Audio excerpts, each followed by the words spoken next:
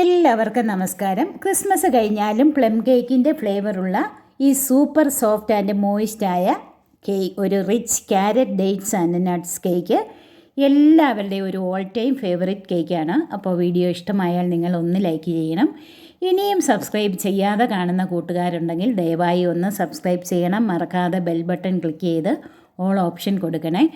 അപ്പോൾ ഒരു 1.5 കപ്പ് നല്ല ഡാർക്ക് കളറിലുള്ള ഡേറ്റ്സ് പൊടിയായിട്ട് അരിഞ്ഞിട്ടുണ്ട്. അതിലേക്ക് നമ്മൾ ഒരു 1/4 കപ്പ് ആൽമണ്ട്സ് ബദാം പൊടിയായി അരിഞ്ഞതും അതുപോലെ കാഷ്യൂ നട്ട്സ് 1/4 കപ്പ് പൊടിയായി അരിഞ്ഞതും കൂടെ ചേർത്ത് നന്നായിട്ടൊന്ന് മിക്സ് ചെയ്യാം. ഇനി ഇതിലേക്ക് 2 ടേബിൾ സ്പൂൺ മൈദയും കൂടെ ചേർത്ത് കൈകൊണ്ട് നന്നായിട്ട് മിക്സ് ചെയ്ത് വെക്കണം.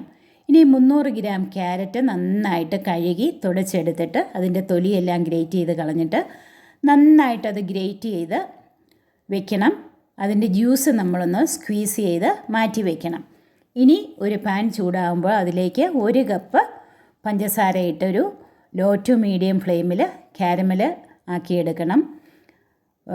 ചൂടൊട്ടും കൂടാതെ അത് കരിഞ്ഞു പോകാതെ എന്നാൽ നല്ല ബ്രൗൺ കളറായി വരികയും വേണം. നന്നായിട്ടതൊരു പതഞ്ഞ് ബ്രൗൺ കളറായി വരുമ്പോഴത്തേക്ക് നമ്മളതിലേക്ക് 100 ഗ്രാം ബട്ടറാണ് ചേർക്കുന്നത്. ഇങ്ങനെ നമ്മൾ തയ്യാറാക്കുമ്പോൾ ഈ കേക്കിന് ഒരു അപാര ടേസ്റ്റാണ്, ഒരു വെറൈറ്റി ടേസ്റ്റാണ്. അപ്പം ബട്ടർ മുഴുവനായിട്ട് മെൽറ്റായി കഴിയുമ്പോഴത്തേക്ക് നമ്മൾ ഗ്രേറ്റ് ചെയ്ത് വെച്ചിരുന്ന ക്യാരറ്റ് ചേർക്കാം. നമ്മളത് സ്ക്വീസ് ചെയ്ത് അതിൻ്റെ ജ്യൂസ് നമ്മൾ മാറ്റി വെച്ചിട്ടുണ്ട്. അപ്പം ക്യാരറ്റ് ചേർത്ത് നന്നായിട്ട് നമുക്കിതൊന്ന് മിക്സ് ചെയ്ത് ഈ കാരമൽ സിറപ്പ് നന്നായിട്ട് ക്യാരറ്റിൽ നന്നായിട്ട് കോട്ടഡ് ആവണം. അപ്പം ക്യാരറ്റ് വെന്തൊന്നും പോകത്തില്ല, അതിലെ ജലാംശം കുറേയൊക്കെ ഒന്ന് മാറിക്കിട്ടും.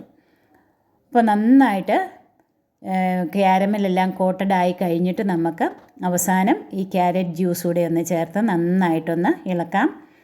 നന്നായിട്ടൊന്ന് ഇളക്കി അതൊന്ന് ബോയിൽ ചെയ്യാൻ തുടങ്ങുമ്പോഴത്തേക്ക് നമുക്കത് ഓഫ് ചെയ്ത് ഇത് വാങ്ങി വേറൊരു ബൗളിൽ നമുക്കിത് തണുക്കുന്നതിനായിട്ട് മാറ്റി വയ്ക്കാം. ഇനി ഇതിലേക്ക് ഒരു വലിയ ഓറഞ്ച് പിഴിഞ്ഞ് അതിൻ്റെ ജ്യൂസ് അരിച്ച് നമുക്കിതിലേക്ക് ചേർത്ത് നന്നായിട്ട് വീണ്ടും ഒന്നുകൂടെ മിക്സ് ചെയ്ത് തണുക്കുന്നതിനായിട്ട് നമുക്ക് ഈ കൂട്ട് മാറ്റി വയ്ക്കാം. ഇങ്ങനെ നമ്മൾ കേക്ക് തയ്യാറാക്കുമ്പം നല്ല സൂപ്പർ ടേസ്റ്റാണ്, നല്ല ഫ്ലേവറാണ് ആ കേക്കിന്. ഇനി ഡ്രൈ ഇൻഗ്രീഡിയൻസ് എല്ലാം നമുക്കൊന്ന് അരിച്ചെടുക്കാം. ഒരു അരിപ്പയിലേക്ക് 2 കപ്പ് മൈദ, ഇനി അതിലേക്ക് 1.5 teaspoon baking powder, 1 teaspoon cinnamon powder, 1/4 teaspoon ജാതിക്ക പൊടിച്ചത്, അതുപോലെ 1/4 ടീസ്പൂൺ ഗ്രാമ്പൂ പൊടിച്ചത്, ഒരു 1/4 ടീസ്പൂൺ ഉപ്പ് പൊടി, ഇത്രയും ചേർത്ത് നന്നായിട്ട് നമുക്ക് ഇതൊന്ന് അരിച്ചെടുക്കണം. അരിച്ചെടുത്ത് കഴിഞ്ഞിട്ട് വിസ്ക് വെച്ച് നമുക്ക് നന്നായിട്ടൊന്നുകൂടെ നല്ലപോലെ ഒന്ന് മിക്സ് ചെയ്തിട്ടിത് മാറ്റി വയ്ക്കാം. ഇനി വേറെ ഒരു വലിയ ബൗളിലേക്ക് നമ്മൾ 2 കപ്പ് ലൈറ്റ് ബ്രൗൺ ഷുഗറാണ് ചേർക്കുന്നത്. ഇതിന് പകരം വൈറ്റ് ഷുഗർ വേണേലും ചേർക്കാം, പക്ഷേ ബ്രൗൺ ഷുഗർ ചേർക്കുമ്പോൾ കേക്കിന് ഒന്നുകൂടെ നല്ലൊരു കളറായിരിക്കും. അതുപോലെ കുറച്ചുകൂടെ ഒന്ന് ഹെൽത്തിയാണ് ഈ ബ്രൗൺ ഷുഗർ വൈറ്റ് ഷുഗറിനെക്കാട്ടിലും. ടോട്ടൽ നമ്മൾ 4 മുട്ടയാണ് എടുത്തിരിക്കുന്നത്. ഓരോ മുട്ടയായിട്ട് വേറൊരു ബൗളിലേക്ക് പൊട്ടിച്ചൊഴിച്ചിട്ട് അത് നമുക്ക് ഈ മിക്സിലേക്ക് ചേർത്ത് നന്നായിട്ടിതൊന്ന് ബീറ്റ് ചെയ്തെടുക്കാം. നിങ്ങൾക്ക് ഇലക്ട്രിക് ബീറ്റർ വേണേലും യൂസ് ചെയ്യാം. ഞാനിവിടെ വിസ്ക് എടുത്തെന്നുള്ളതേ ഉള്ളൂ.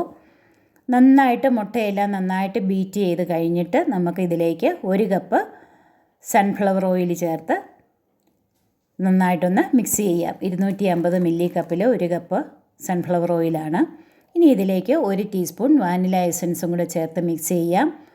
നമ്മൾ തണുക്കാനായിട്ട് മാറ്റി വെച്ചിരുന്ന ആ കൂട്ട് നന്നായിട്ട് തണുത്ത് കഴിയുമ്പോഴത്തേക്ക് നമുക്ക് കാരമൽ മിക്സ് ഇതിലേക്ക് ചേർത്ത് കൊടുക്കാം. ചേർത്ത് കൊടുത്ത് നന്നായിട്ടൊന്ന് മിക്സ് ചെയ്ത് കഴിഞ്ഞിട്ട് നമ്മൾ ഇടഞ്ഞു വെച്ചിരുന്ന മൈദ ഡ്രൈ ഇൻഗ്രീഡിയൻസ് ഓരോ തവി വീതം ഇതിലേക്ക് ചേർത്ത് നന്നായിട്ടൊന്ന് ഫോൾഡ് ചെയ്ത് എടുക്കാം. പൊടികൾ മുഴുവനായിട്ട് നമ്മൾ ഇതിൽ ചേർത്ത് മുഴുവൻ ഫോൾഡ് ചെയ്ത് മിക്സ് ചെയ്തെടുത്തിട്ട് പൊടികളൊന്നും കാണാത്ത പോലെ നന്നായിട്ട് മിക്സ് ചെയ്ത് എടുക്കണം. ഒത്തിരി ഓവർ മിക്സും ചെയ്യരുത്. അങ്ങനെ എല്ലാം മിക്സ് ചെയ്തെടുത്തിട്ട് ഏറ്റവും അവസാനം നമ്മൾ മിക്സ് ചെയ്ത് വെച്ചിരുന്ന ഡേറ്റ്സും നട്ട്സും മൈദ തൂവി വെച്ചിരുന്ന ആ മിക്സ് നമുക്ക് ഇതിലേക്ക് ചേർത്ത് മെല്ലെ അതുകൂടെ ഒന്ന് ഫോൾഡ് ചെയ്ത് എടുക്കാം. അപ്പം ഓവനിലാണ് തയ്യാറാക്കുന്നതെങ്കിൽ 170 ഡിഗ്രിയിൽ നമ്മൾ 10 മിനിറ്റ് പ്രീ ഹീറ്റ് ചെയ്യുന്നതിനായിട്ട് വെക്കണം. അതുപോലെ ബട്ടർ പേപ്പർ ലൈൻ ചെയ്ത് വെച്ച ബേക്കിംഗ് ട്രേയിലാണ് ഞാൻ ഇത് ഒഴിച്ചു കൊടുത്തിരിക്കുന്നത്. ഒരു ഹാഫ് പോർഷൻ വരെ നമുക്ക് ഇത് ഒഴിച്ചു കൊടുക്കാം. നന്നായിട്ടൊന്ന് ടാപ്പ് ചെയ്യാം. അതുപോലെ 2 കേക്ക് ഞാൻ പേപ്പർ ട്രേയിലാണ് ഒഴിച്ചിരിക്കുന്നത്. ആ പേപ്പർ ട്രേയിൽ ഒഴിച്ച അത് രണ്ടും ഓവൻ ഗ്യാസ് സ്റ്റോപ്പിൽ വെച്ചാണ് നമ്മൾ ബേക്ക് ചെയ്തെടുത്തിരിക്കുന്നത്. അപ്പം ഗ്യാസ് സ്റ്റോപ്പിൽ വെച്ച് ബേക്ക് ചെയ്തതും ഓവനിൽ വെച്ച് ബേക്ക് ചെയ്തതും എല്ലാം പെർഫെക്റ്റായിട്ട് ബേക്ക്ഡായിട്ട് കിട്ടിയിട്ടുണ്ട്. ഇനി കൂടുതൽ നാൾ കേടാകാതെ ഇരിക്കണമെങ്കിൽ നമുക്ക് 1-2 സ്പൂൺ വീതം റമ്മോ ബ്രാൻഡിയോ ഇതിൻ്റെ മുകളിലൊന്ന് സ്പ്രെഡ് ചെയ്ത് കൊടുക്കാം. അപ്പം ഒന്ന് ട്രൈ ചെയ്ത് നോക്കണേ. താങ്ക്